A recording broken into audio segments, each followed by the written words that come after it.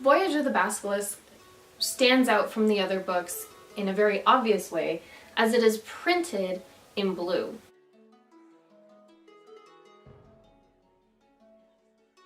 This book probably was the one I looked forward to reading the most, if only because of the teaser that is the last line of the second book. How much do you think a voyage around the world would cost?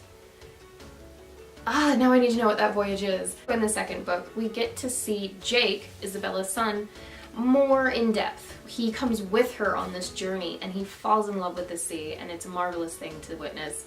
We also get introduced to Suhail, an archaeologist who they end up partnering up with. In this book, local customs start to really play a role in an unusual way that is interesting. We get to see new creatures.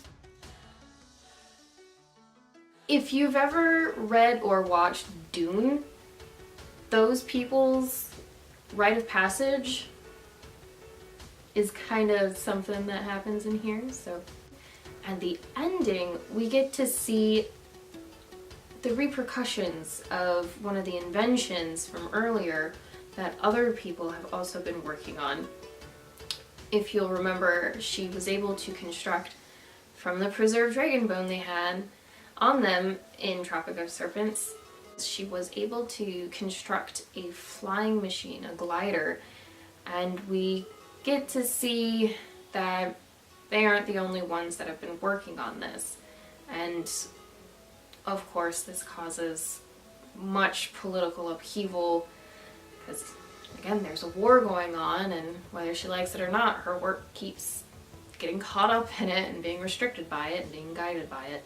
We get to see Isabella become much more hands-on in this war that's going on.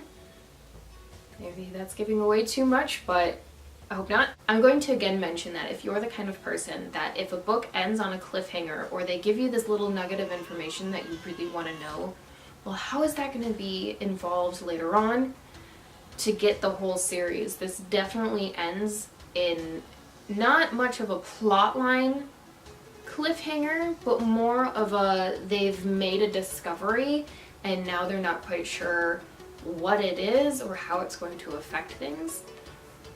Very interesting. It turns out to be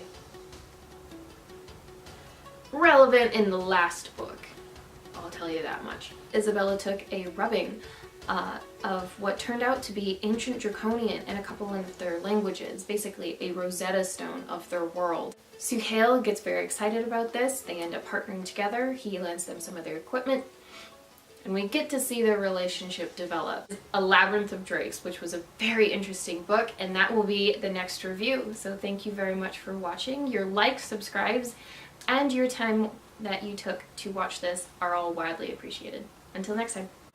Excuse me.